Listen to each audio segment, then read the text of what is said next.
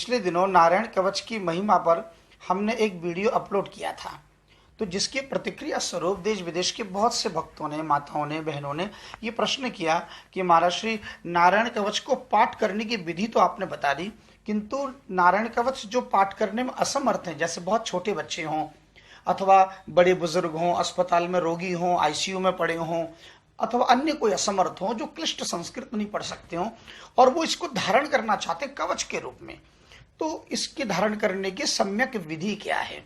तो बहुत सुंदर विधि है। सर्वप्रथम किसी योग्य भागवत के विद्वान से जो मूल पारायण यानी संस्कृत विशुद्ध रूप से पाठ कर सके, तो ऐसा विद्वान से उस कवच को बनवाया जाए ताबीज के रूप में, और उस तत्पश्चात अग्निहोत्री ब्राह्मण यदि हो, यानी प्रतिदिन यज्ञ करते हों, क्योंकि भगवान के दिव्य 1000 नामों की आहुति भी दें, और नारायण कवच के जो 34 मंत्र हैं उन मंत्रों की भी आहुति दें, और तब उसको लिखकर कवच के रूप में बनाकर जब आपको प्रेषित करें तो उसको धारण कैसे करें?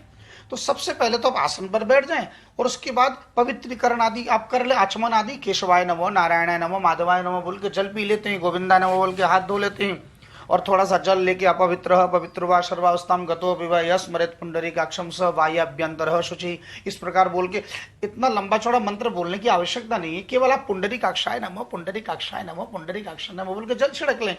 उसके बाद में अब हम करें अंगन्यास। तो देखिए, इसमें करन्यास धारण करते समय करन्यास की आवश्यकता नहीं है, केवल अंगन्यास कर लें।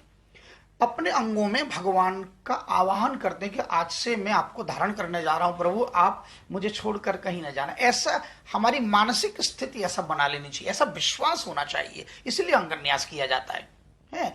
अब 2 मंत्र हैं, एक सुंदर अष्टाक्षर मंत्र है, एक विष्णु षडाक्षर मंत्र है। केवल देखिए, अष्टाक्षर मंत्र कौन सा है? जिसमें ओम नमो नारायणाय। अब देखिए, ओम नमो नारायणाय, तो ये जो एक एक अक्षर में बोल रहा हूं ना, इसके ऊपर आप बिंदी रखते हुए जाएं। जैसे ओम तो ओम है बिंदी, नमो तो ना के ऊपर बिंदी नम, मो के ऊपर बिंदी लगाओ मोम, ना के ऊपर बिंदी नांग, रा के ऊपर बिंदी रांग। तो ऐसे करके 8 अक्षर के ऊपर बिंदी लगा के हम नीचे से ऊपर, सबसे पहले नीचे यानी पांव को स्पर्श, ये 3 उंगलियां ले लीजिए, है ना। पहले पांव को, फिर घुटने को, फिर जांग को, उसके बाद फिर पेट को, फिर हृदय को, फिर छाती को, फिर ये मुख को, और फिर ये सिर में। देखिए कैसे कर, मैं करके दिखा रहा हूं, बहुत 1 मिनट में हो जाएगा, है ना। सबसे पहले ये 3 उंगली ली, सबसे पहले पांव को, जैसे ओम ओम नमः पादयो, तो आप केवल ओम ओम नमः, शुरू में ओम और बाद में नमः, बीच में केवल वो एक एक अक्षर बोलना है। तो ओम ओम नमः, ऐसे दोनों पांव, देखिए दोनों पांव को स्पर्श कर लीजिए, है ओम ओम नमः। उसके बाद घुटना, तो घुटने के लिए ओम नम नमः, मैंने बताया ना कि अगला अक्षर ओम नमो नारायणाय है, तो ओम नम नमः। उसके बाद जांग, आइए ओम मोम नमः। उसके बाद पेट, ओम नांग नमः, केवल आपको ओम और आखिर में नमः, बीच में केवल एक एक शब्द रखना जिसके ऊपर बिंदी लगी हो, ध्यान दीजिएगा, है ना। उसके बाद ओम हृदयाय, तो इसे ओम रांग नमः, ओम यम नमः, ओम राम नमः। केवल मुख को करते समय ये तर्जनी और अंगूठा ये ऐसे ऐसे ध्यान दीजिएगा, ओम यम नमः। सिर पर भी ये 2 उंगलियां, ये मध्यमा और मध्य, ऐसे, बस इस प्रकार ये हो गया। उसके बाद आप विपरीत, आप अभी हमने नीचे से ऊपर किया, अब ऊपर से नीचे की ओर चलेंगे विष्णु षडाक्षर मंत्र में, है ना। तो उसमें भी जैसे ओम विष्णवे, तो वी के ऊपर बिंदी विंग, श के ऊपर बिंदी शंग, ण के ऊपर बिंदी णंग, ऐसे ओम विष्णवे नमो। तो देखिए ओम ओम नमः, हृदय पहले हृदय से करेंगे, फिर ऊपर ओम विम नमः, ओम शंग नमः बोल के भौं को स्पर्श कर लिए, ओम शंग नमः। ओम शिखा करते समय चोटी में केवल अंगूठे का ओम मणंग नमः। ओम नेत्र में ये दोनों ओम व्यंग नमः। और ओम संधि, संधि यानी शरीर के तो जोड़ हैं, जैसे कंधा है, कोनी है, घुटने हैं और टखने हैं, इन सबको हम स्पर्श करते हुए ओम नंग नमः, ओम नंग नमः, दोनों हाथ से करेंगे, ओम नंग नमः, ओम नंग नमः, ओम नंग नमः, ओम नंग नमः, इस प्रकार शरीर के जोड़ों को स्पर्श करेंगे। और लास्ट में आता है मह, नमो ओम विष्णवे न मह, तो मह जो छूट गया उसको 10 दिशाओं में चुटकी बजा देंगे।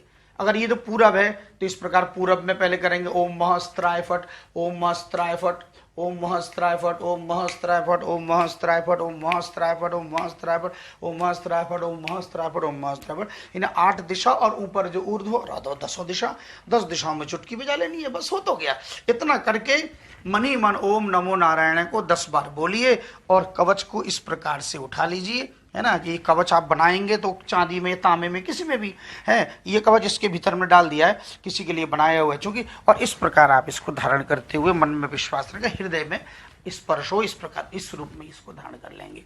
ये इसकी विधि है।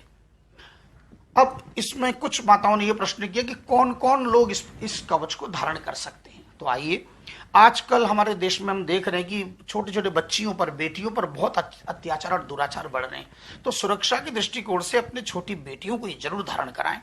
छोटे छोटे बच्चों को धारण करा सकते हैं।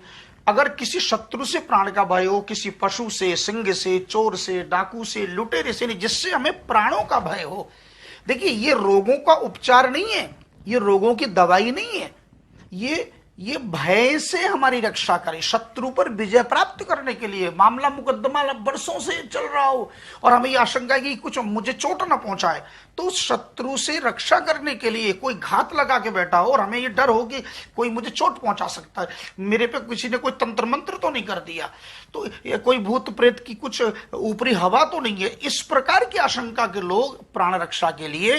अच्छा, बहुत से लोग दफ्तर में, ऑफिस में, कार्यालय में काम करते हैं तो उन्हें मन में आशंका रहती है मेरे खिलाफ षड्यंत्र तो नहीं रच रहे, ये लोग मुझे नीचा दिखाने के लिए अथवा ऑफिस से दूर करने के लिए, मुझे काम से हटाने के लिए कोई षड्यंत्र तो नहीं रच रहे। तो ऐसे लोग इस कवच को धारण कर सकते हैं, जिनके मन में एक आशंका, एक डर हो, एक भय हो कि मेरी नौकरी चली तो नहीं जाएगी, आज मेरा इंटरव्यू है, हे भगवान क्या होगा, मैं प्रश्न भूल जाता हूं, उत्तर भूल जाता हूं, झिझक है, मैं खुल के बोल नहीं पाता, इस प्रकार का यदि मन में कोई भी भय हो, वो चाहे, है ना, तो भय को दूर करने के लिए, प्राण रक्षा करने के लिए, संकट और बाधा आदि पर विजय प्राप्त करने के लिए इस कवच को धारण करने का नियम है। जय जय श्री राधे।